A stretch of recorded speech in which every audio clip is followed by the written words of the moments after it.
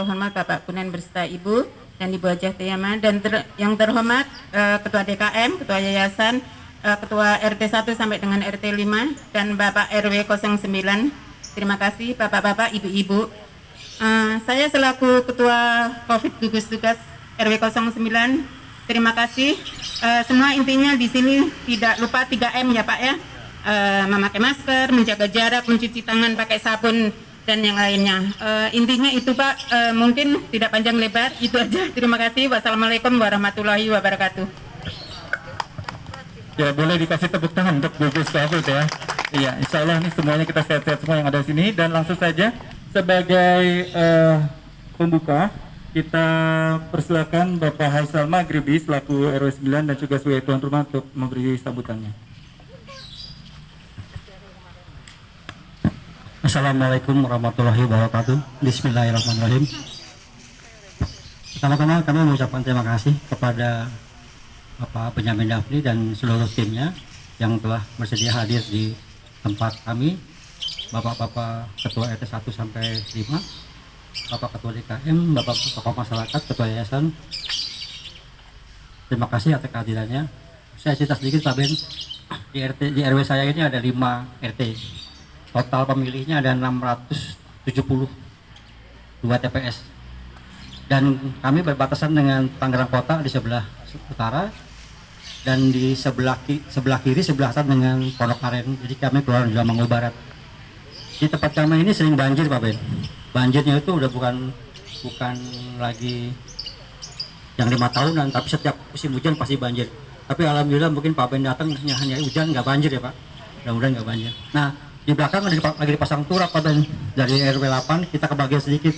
Nanti mungkin kalau Pak Ben insya Allah berhasil, kita minta diterusin lagi Pak sampai sana supaya kita terlindung dari banjir. Yang kedua, banyak sekali tanah-tanah di kita yang pas-pasupnya yang masih belum ini Pak Ben, masih belum masih pasus-pasupnya masih belum secara hukum punya kita gitu. Jadi nanti kita minta tolong, mungkin kalau insya Allah Pak Ben menang, kami akan sering datang ke Pak Ben untuk pas-pasum ini supaya benar-benar jadi milik warga di RW 9. Itu aja mungkin yang saya sampaikan. Sekali lagi terima kasih para bapak-bapak, ibu-ibu sekalian yang telah hadir ke sini, Bapak Ben juga. Terima kasih. Wassalamualaikum warahmatullahi wabarakatuh. Ya, boleh dikasih tepuk tangan dulu buat Pak RW yang straight to the point ya Pak ya. Langsung minta Pak Ben. Dan langsung saja ya, untuk sosialisasi dan silaturahmi ini Bapak Dr. Andes Haji Benyamin Dafni ini akan memberikan sosialisasi program untuk Tangsel yang lebih majemuk, karakter masyarakatnya, skema kota, infrastruktur dan keragamannya. Dan maka itu kami persilakan untuk Bapak Benyamin untuk memberikan sosialisasi program dan mungkin sambutan. Assalamualaikum warahmatullahi wabarakatuh. Alhamdulillah, syukurillah wa ni'matillah, la haula wala quwwata illa billah, amma ba'd. Yang saya hormati Pak Haisal Maghribi sebagai tuan rumah, Pak Kunen, Pak Heru hadir juga, Pak Surapati di tempat ini, Bapak dan Ibu sekalian, semuanya saja yang saya hormati. Puji syukur pertama kita panjatkan kehadirat Allah Subhanahu wa taala atas berkat rahmatnya. Pak Heru nggak di depan sini? Nggak, situ aja. Atas berkat terlimpahan rahmatnya kita bisa bersilaturahmi pagi hari ini. Mudah-mudahan kita semua dalam keadaan sehat walafiat ya Ibu ya Bapak. Salam salawat semoga selalu tercurah pada junjungan kita Nabi besar Muhammad sallallahu alaihi wasallam, keluarganya, sahabat, pengikutnya, insya Allah termasuk kita sekalian. Bapak dan Ibu, inilah saya sedang berkampanye karena saya mengikuti pemilihan wali kota dan wakil wali kota Tangerang Selatan. Saya diusung oleh Partai Golkar, didukung oleh Partai Persatuan Pembangunan, Partai Gelora, dan Partai Bulan Bintang. Calon wakil wali kota saya Pilar Saga Iksan, arsitek, kemudian aktivis kepemudaan, dan nomor urut pasangan kami adalah nomor urut 3. Kampanye harus begitu dulu, Bu. Harus menyampaikan yang wajibnya dulu gitu, rukunnya. Nah, inilah kampanye zaman sekarang, Ibu. Kampanye yang dilaksanakan di tengah pandemi coronavirus. Tidak boleh lebih dari 50 orang. Tidak boleh. Di bawah itu malah lebih disukai oleh penyelenggara pemilihan umum, KPU, Bawaslu, dan sebagainya. Ini adalah kampanye resmi saya karena sudah dilaporkan terlebih dahulu ke penyelenggara pilkada di Tangerang Selatan. Beda dengan tahun 2015 ketika saya dengan Ibu Airin berkampanye berdua, sekali kampanye itu 2.000 orang nih. Berkampanye di hadapan 2.000 orang. Tapi hari ini karena kita masih ada pandemi coronavirus, maka kampanye dibatasi jumlahnya. Di luar itu masih tetap harus menggunakan masker, kemudian masih menjaga jarak, dan tetap harus mencuci tangan 3M sebagaimana tadi Ibu sampaikan. Saya tambahin satu lagi jadi 4M, tapi nanti M terakhirnya, Bu. Bapak Ibu sekalian kami hormati, tinggal 8 hari lagi ke tanggal 9 Desember kita akan sampai, tinggal 8 hari lagi pencoblosan. Pemilihan wali kota ini dilaksanakan di tengah-tengah pandemi, artinya 2 kegiatan besar sekaligus dilaksanakan. Penanganan coronavirus dari hari ke hari terus dilakukan oleh pemerintah, tapi pemerintah juga harus menyelenggarakan pemilihan pimpinannya, kepala daerah. Saya selama ini sudah hampir 10 tahun berduet dengan Ibu Airin sebagai wali kota Tangerang Selatan. Beliau karena undang-undang beliau tidak bisa lagi naik untuk yang ke-3 kalinya, sehingga saya diizinkan oleh beliau, bahkan diusung oleh Partai Golkar yang ketua partainya juga adalah Ibu Airin. Hari ini yang kami hormati, pengalaman kita hari ini menunjukkan, hadirnya kita di tempat ini menunjukkan bahwa coronavirus masih ada di tengah-tengah kita. Walaupun mungkin di RT 9 ini relatif tidak, RW 9 ini relatif tidak ada ya Bu ya, tidak ada yang terkena coronavirus, atau di Tangerang Selatan misalnya ada penambahan sedikit, tetapi ancaman itu masih ada di tengah-tengah kita. Kalau kemarin Ibu, gejala coronavirus itu adalah yang kita kenali panas di atas 38-39 derajat, batuk yang terus-menerus, kemudian sesak napas. Tapi sekarang tidak panas, tidak batuk, tidak sesak napas, dia garam tidak berasa asin, atau alkohol ini tidak terasa apa-apa. Ntar saya cium dulu. Oh, masih tajam rasanya, Bu. Masih tajam. Tidak terasa apa-apa, Bu. Alkohol tidak menyengat, tidak sakit di hidup. Itu gejala coronavirus hari ini. Anak saya begitu, Pak. Anak saya nomor 3, dia bingung. Ya kok ini PPO, aku tawar aja. Wah, saya kan namanya sudah sering mensosialisasikan ini. Saya langsung panggil tim. Ya ternyata betul dia positif. Akhirnya isolasi mandiri dan sekarang mulai berangsur baik. Nah, masih ada di tengah-tengah kita. Oleh karena itu program saya justru yang pertama dan utama adalah soal kesehatan. Ini membuktikan bahwa Allah menitipkan virus yang tidak kelihatan dengan mata ini supaya kita lebih berhati-hati dan menghargai kehidupan, nampaknya seperti demikian. Karena ada teman saya kepala dinas pariwisata, dia sehat, dia baik, bersih orangnya tuh, artinya dia pinter masak, jadi nggak jorok, nggak sembarangan makan kayak saya gitu. Tapi kena coronavirus hari ke-5, hari ke-6 masuk ICU, hari ke-7 di ICU, ya hari ke-8 nggak ketolong. Jadi itulah. Makanya program saya yang utama adalah kesehatan.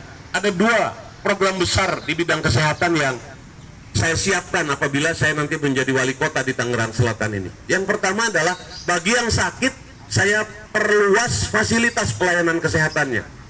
Hari ini kita sudah punya 1 rumah sakit umum daerah, dan itu sedang ditambah lagi gedung 3-nya. Dan sekarang sedang dalam penyelesaian 2 rumah sakit tipe C di Pondok Betung, Pondok Aren. Satu lagi di Kecamatan Serpong Utara. Tipe C ini hanya menjelaskan bahwa itu kewenangan pemerintah. Soal kelengkapannya, dokter spesialis, subspesialisnya, jumlah kamarnya minimal 100, itu relatif sama. Hanya karena luas lahannya saja di situ. Jadi 2 rumah sakit ini tahun depan sudah bisa beroperasi. Yang ketiga, ke depan nanti satu puskesmas kita akan kita tingkatkan statusnya menjadi rumah sakit tipe D pada 1 kecamatan. Jadi ada 7 kecamatan, akan ada 7 rumah sakit tipe D nantinya di Tangerang Selatan ini untuk melayani fasilitas kesehatan. Itu buat yang sakit, Ibu. Tapi mudah-mudahan kita sebagus apapun rumah sakit tadi tidak pernah ke sana gitu ya, Bu ya. Jangan ke sana, Bu. Intinya adalah bagaimana supaya kita tetap sehat.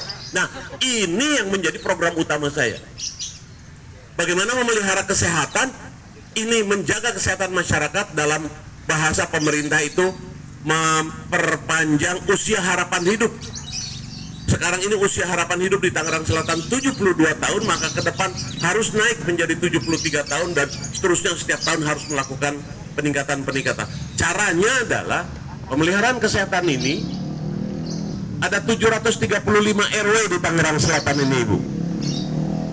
Nanti 1 RW akan saya tempatkan 1 tim medis, Pak Gune. 1 RW 1 tim medis. Kantor dia di rumah Pak Surapati, di rumah Pak Magribi, di posyandu kita, di balai warga, di mana saja. Di tempat ibu-ibu penimbangan posyandu, di tempat ibu-ibu mengadakan majelis talib. Kantor dia di situ. Tugas dia mutar setiap hari. Dia tidak boleh ke kantor kecuali ada keperluan yang mendesak.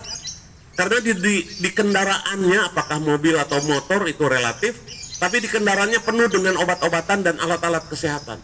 Tugas dia, nah ini yang paling utama, tugas dia memastikan kita sehat. Jadi baru pada tahap awal gejala penyakit segera ditangani oleh yang bersangkutan. Baru sakit jatuh, kepleset, anak kita sobek 2 jahitan, nggak perlu sampai mencari tenaga dokter bedah yang di rumah sakitnya agak repot gitu, Pak. Undang saja dia, karena dia mampu melakukan itu dan sudah disumpah jabatan.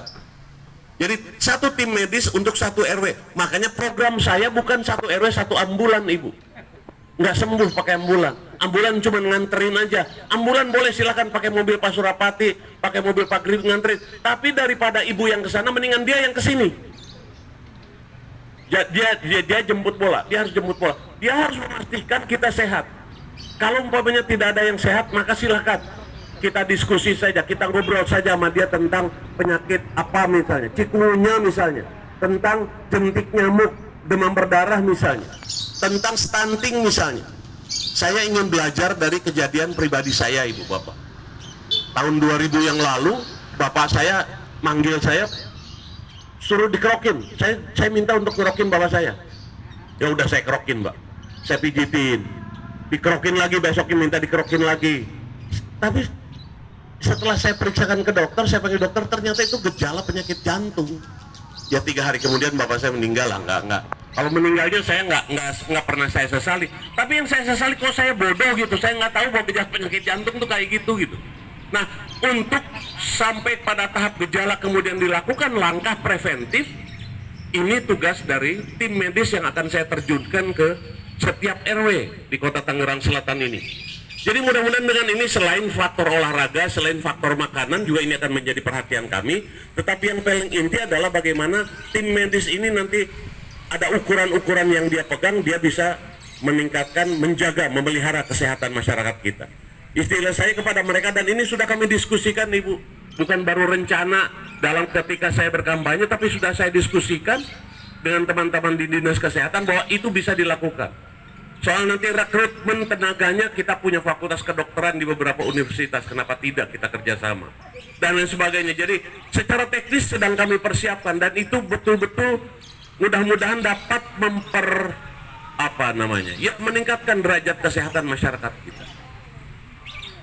Yang berikutnya, program utama saya belajar lagi dari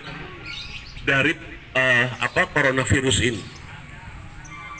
Bahwa pendidikan kita, mohon maaf Ibu ya, sampai sekarang belum ada berita Walaupun kemarin sudah ada diskusi-diskusi bahwa tahun depan katanya sudah bisa belajar tatap muka anak-anak kita. Tapi kami sekarang sedang melakukan pengkajian, simulasi teman-teman saya di Dinas Pendidikan, apakah bisa dilakukan belajar tatap muka dengan menjamin tidak terjadi klaster baru penularan virus corona. Ini yang sedang dilakukan kajian, tapi paling tidak untuk kedepannya nanti program pendidikan ini akan menjadi perhatian dari pasangan urut nomor 3 Benyamin Daphni dengan Pilar Saga Iksan. Pendidikan yang berkarakter itu akan menjadi acuan kita, pendidikan yang dengan penguatan muatan lokal. Caranya adalah setelah selesai kurikulum nasional, maka pada jam berikutnya akan kita tambah dengan muatan lokal yang mendorong kearifan lokal. Apa saja yang bisa dikembangkan, nanti ada musyawarah di tingkat guru dengan orang tua. Misalnya anak-anak kita diminta pada jam 1 sampai jam 2 untuk belajar kitab kuning misalnya, untuk belajar fikih lebih jauh, karena hanya 2 jam pelajaran agama di 1 minggu di sekolah negeri itu relatif tidak cukup. Atau mungkin ada pelajaran bercocok tanam, atau ada pelajaran tentang teknologi sederhana yang bisa saya sudah sampaikan ke Puspiptek, Pusat Pengembangan Ilmu Pengetahuan dan Teknologi yang ada di Setu, itu dilahirkan oleh Prof. Habibie almarhum. Mereka bersedia untuk mengajari anak-anak kita apa saja teknologi sederhana yang bisa diserap oleh anak-anak kita. Teknologi robot sekalipun juga insya Allah. Jadi ada keterampilan yang dalam benak saya adalah mereka bukan hanya sekedar memegang ijazah, tetapi mempunyai keterampilan.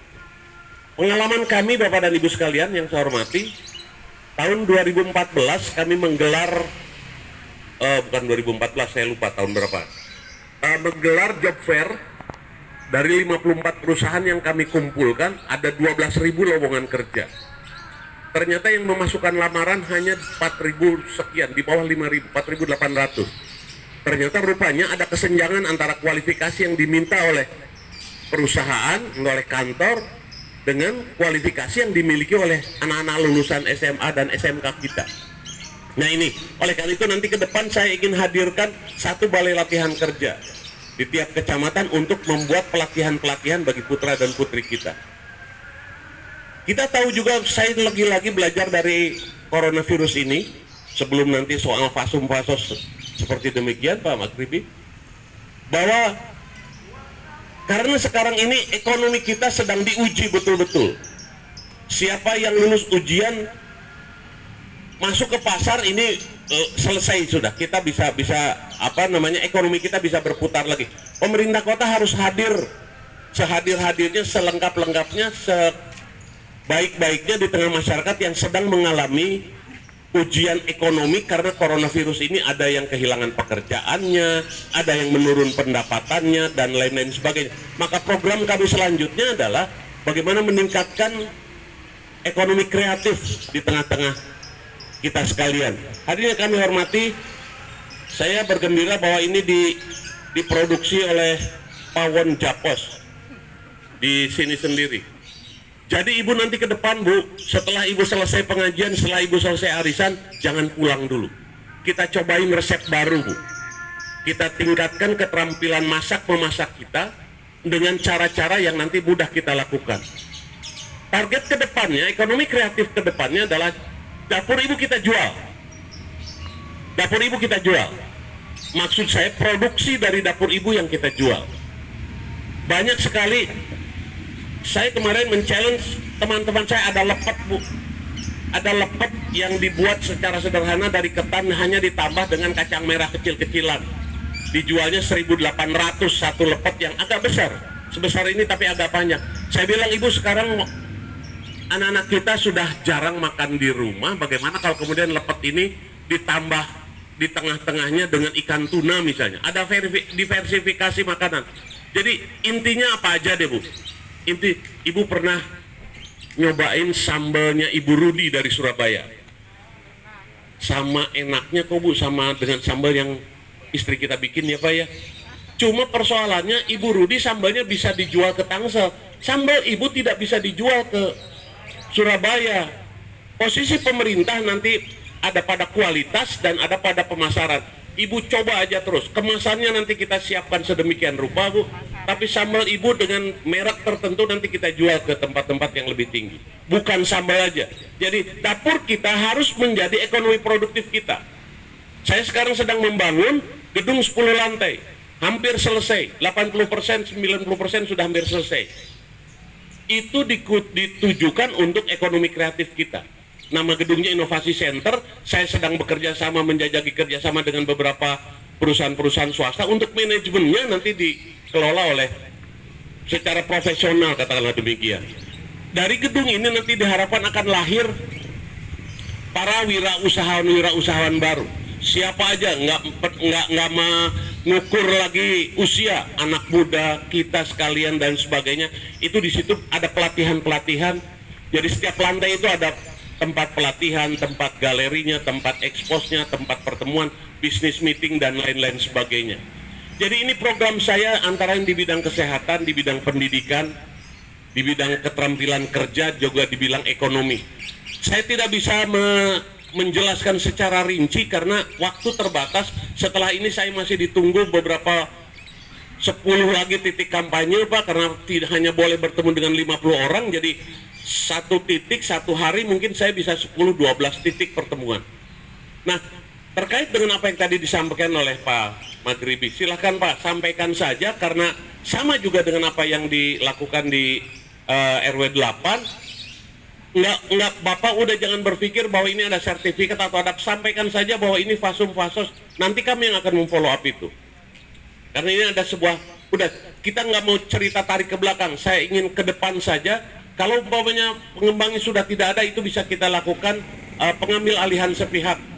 Yang pasti bahwa misalnya tempat ini nanti diambil alih oleh Pemda, diserah gunakan lagi kepada masyarakat, begitu Pak.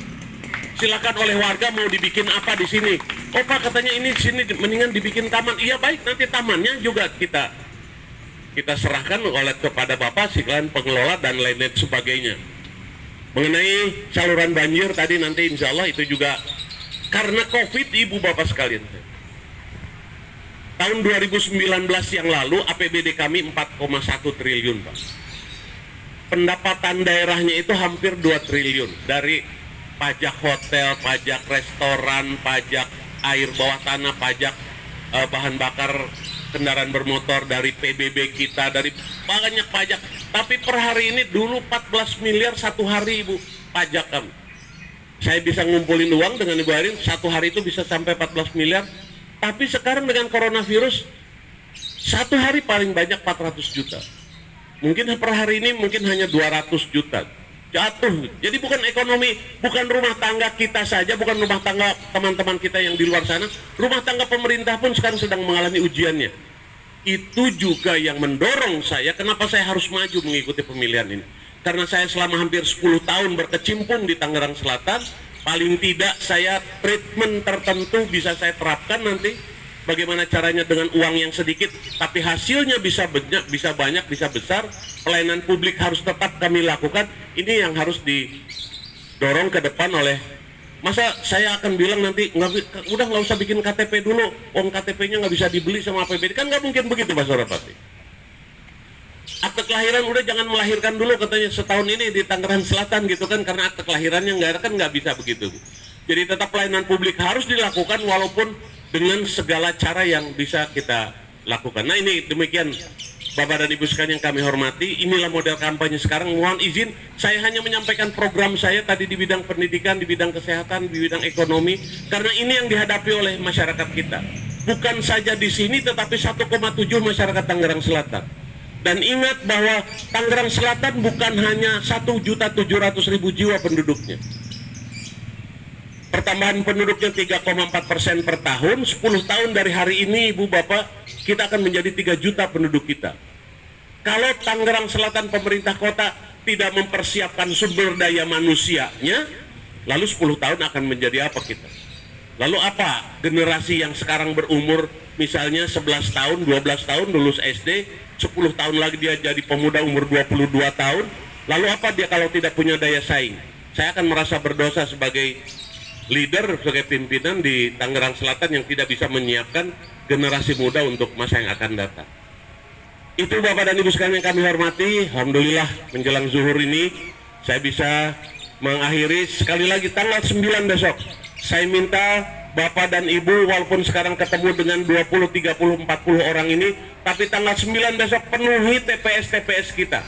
Laksanakan hak pilih Bapak dan Ibu sekalian. Pilih pemimpin di Tangerang Selatan. Dan kami pasangan Benyamin Daphni dengan Pilar Saya Iksan nomor urut 3 minta mandat dari Bapak dan Ibu sekalian untuk melanjutkan kepemimpinan dari Ibu Airin Rahmidiani. Ini adalah contoh surat suaranya yang akan sedikit lagi saja yang akan kita pakai sebagai alat untuk meluruskan melihat Tangerang Selatan ke depan. Tata cara pencoblosannya, nomor 1 surat suara ini jangan dibuka dulu Ibu, nomor 1 dibuka. Jangan dicoblos nomor 1. Nomor 2 kita lihat dulu Ibu, baru nomor 3 kita coblos, gitu ya Bu ya. Nah, ini kampanyenya begini. Di akhir kampanye saya Pak. Jadi nomor 1 surat suara ini kita buka saja. Jangan dicoblos. Nomor 2 kita lihat saja. Nomor 3 baru dicoblos. Benyamin Daphni dengan Pilar Saya Iksan. Terima kasih. Wabillahi taufiq wal hidayah. Assalamualaikum warahmatullahi wabarakatuh. Ya, terima kasih banyak Bapak Benyamin, dan langsung saja apakah Bapak Benyamin masih ada waktu 1-2 menit untuk masih ada? Ya, dan kami undang satu bapak-bapak dan satu ibu untuk memberikan mungkin ada aspirasi, saran atau ya. Kita berhenti dulu sesaat untuk azan. Terima kasih. Sorry, it's DJ.